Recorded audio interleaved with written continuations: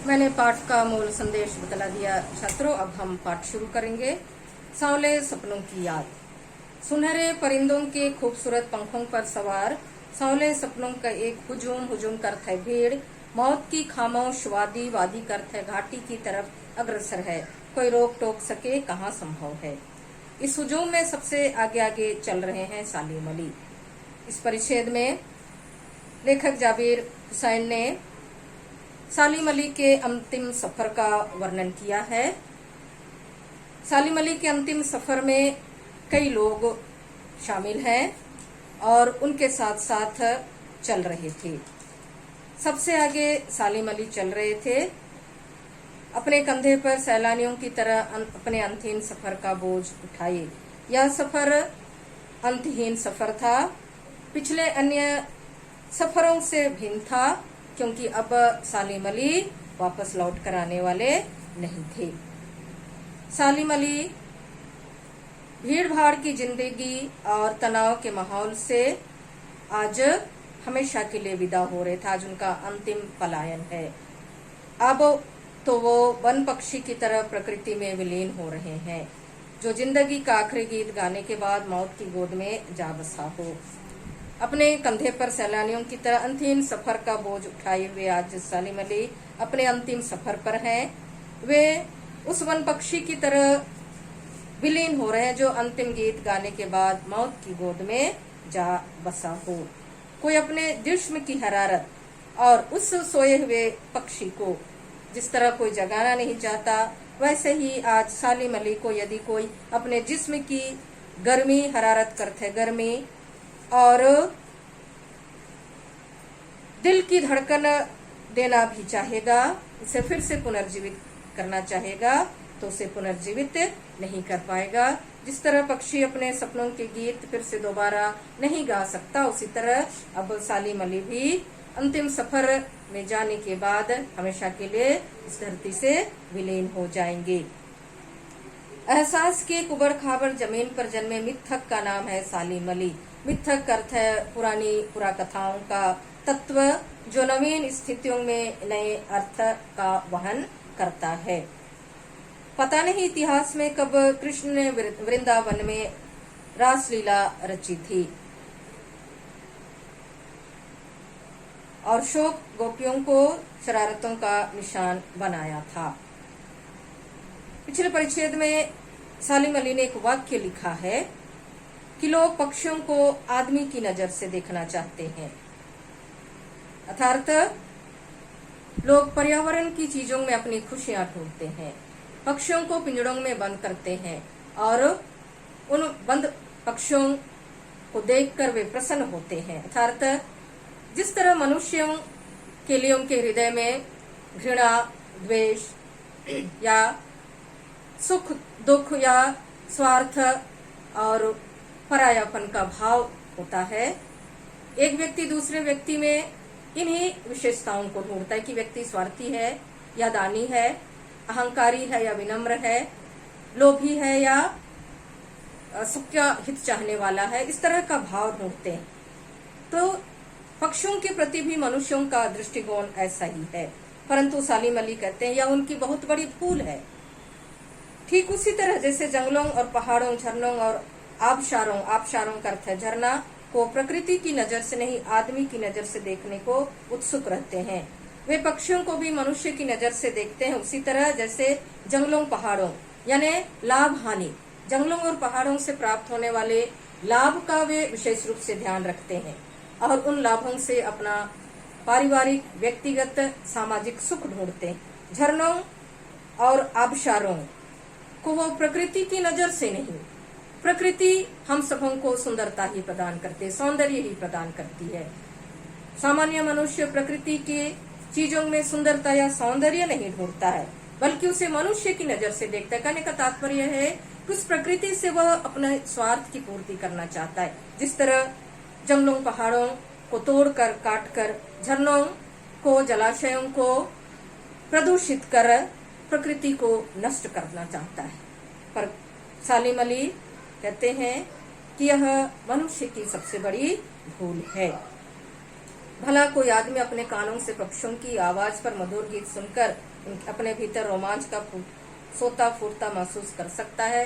आज मनुष्य स्वार्थी हो गया है और स्वार्थपरता के कारण प्रकृति की सभी चीजों को हानि लाभ के तराजू से तौलता है और यही कारण है कि वह पक्षियों के मधुर कलरव, उनके कर्ण प्रिय संगीत को सुनकर भी प्रसन्न नहीं होता। प्रातःकाल जब पक्षियां अपने घोंसले में बैठकर मधुर स्वर में कलरव करती हैं, ये कलरव मनुष्य के अंतर्मन को आनंद प्रदान करने वाला होता है। पर सालिम अली का कहना है कि मनुष्य आज स्वार्थी हो गया है। प्रकृति की चीजें उन्हें अपनी ओर आकर्षित नहीं करती हैं, बल्कि आकर्षित तब करती हैं जब प्रकृति की चीजों से उन्हें लाभ प्राप्त होने वाला होता है और इसलिए मनुष्य धीरे धीरे प्रकृति से दूर होता चला जा रहा है। सालिम अली लिखते हैं, इतिहास में कब कृष्ण ने वृंदावन में रासलीला रची थी। अर्थात सालिम अली वृंदावन का भी वर्णन करते हैं जहां श्री कृष्ण गोपियों के साथ रासलीला रचाया करते थे। कब माखन भरे भांडे फोड़े थे, कब वृंदावन में गोपियों के साथ श्री कृष्ण ने रासलीला रचाई थी। शोक गोपियों को अपनी शरारतों का निशाना बनाया था। जो गोपियां श्री कृष्ण के प्रेम के वश में आ चुकी थी, उसके सौंदर्य से आकर्षित होकर उनकी ओर अनायास ही चली आती थी, उनको अपनी शरारतों का निशाना बनाया था। तब वे माखन के भांडे फोड़े थे और कब उन्होंने दूध छाली से अपने मुंह फेरे थे, कब वाटिका में छोटे छोटे किंतु घने पेड़ों की छांव में विश्राम किया था, कब दिल की धड़कनों को एकदम तेज करने वाले अंदाज में बंसी बजाई थी और जिस बंसी की आवाज से गोपियां बेहिचक लाज शर्म छोड़कर उनकी तरफ आकर्षित होकर चली आई थीं।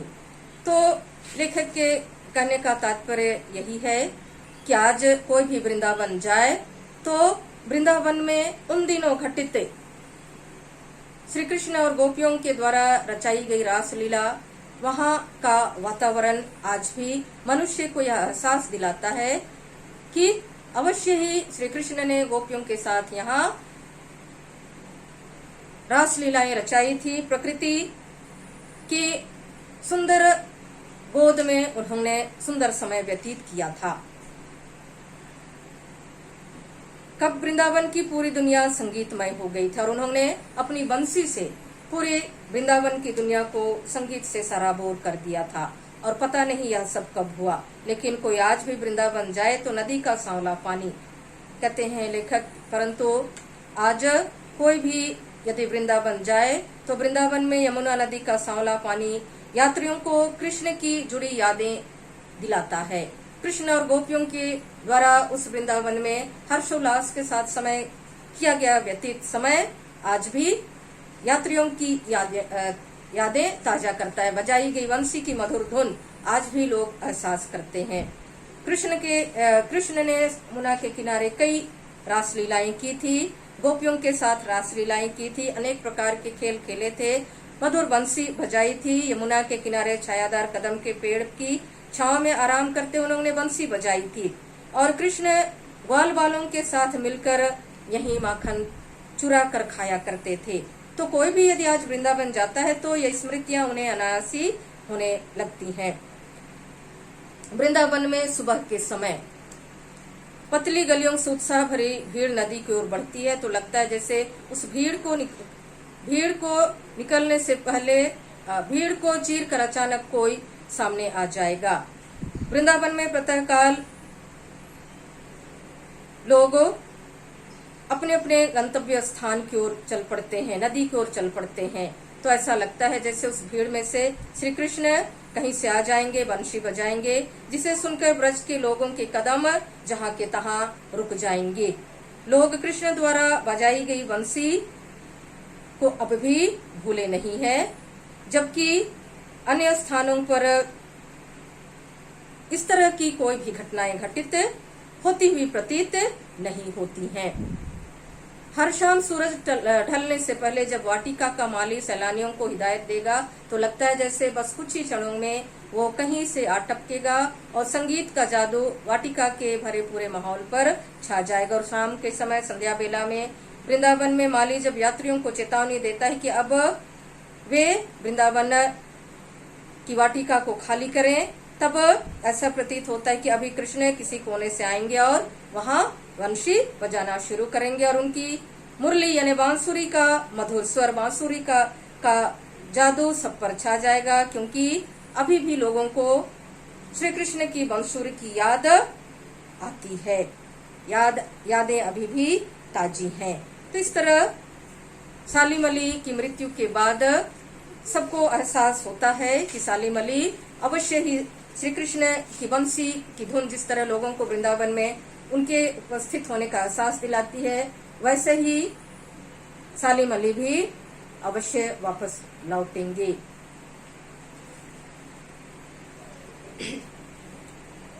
मिथकों की दुनिया में सवाल का जवाब तलाशने से पहले एक नजर कमजोर काया वाले उस व्यक्ति पर डाली जाए जिसे हम सालिम अली के नाम से जानते हैं। मिथकों का अर्थ मैंने समझा दिया था। कमजोर शरीर वाले सालिम अली की मृत्यु लगभग 100 वर्ष की आयु में कैंसर नामक जानलेवा बीमारी से हो गई। इस उम्र में भी उनकी आंखों में ज्योति थी। 100 वर्ष की आयु होने के बावजूद भी, वे वृद्धावस्था को प्राप्त होने के बावजूद भी उनकी आंखों की रोशनी गई नहीं थी। वे वृद्धावस्था में भी पक्षियों की हिफाजत, पक्षियों की सुरक्षा के लिए हमेशा तत्पर रहते थे। अपनी मृत्यु के निकट तक पक्षियों के बारे में जांच पड़ताल करते रहे, उनकी खोजबीन करते रहे, उनके रहन सहन, खान पान, उनके निवास स्थान की वे निरंतर खोज करते रहे। और सालिम अली की इन्हीं विशेषताओं के कारण उन्हें बर्ड वॉचर यानी पक्षी विज्ञानी या पक्षियों के बारे जानकारी रखने वाले, पक्षियों के रहन सहन, खान पान की जानकारी रखने वाले महान व्यक्ति के रूप में उन्हें जाना जाता और इसलिए उन्हें बर्ड वॉचर का नाम दिया गया। एकांत के क्षणों में वे प्रकृति के दृश्यों को देखने में खोए रहते थे, क्योंकि पिछले परिच्छेद में उन्होंने लिखा था कि वे प्रकृति को मनुष्य की नजर से नहीं बल्कि प्रकृति की नजर से देखते हैं। मनुष्य स्वार्थी है और अपने स्वार्थपरता के कारण प्रकृति की चीजों में वो अपना स्वार्थ और अपना लाभ ढूंढता है, पर सालिम अली सामान्य मनुष्यों जैसे नहीं थे। वे प्रकृति को मनुष्य की नजर से नहीं यानी प्रकृति की चीजों में वे लाभ हानि नहीं ढूंढते, बल्कि प्रकृति की चीजों के प्रति उनके मन में आत्मीयता थी, उस सौंदर्य को देखने की उनकी ललक थी और प्रकृति की सभी चीजों को, न केवल पक्षियों को बल्कि प्रकृति से जुड़ी सभी चीजों को वे सुरक्षित रखना चाहते थे, पर्यावरण को सुरक्षित रखना चाहते थे। आज के लिए इतना ही छात्रों, धन्यवाद।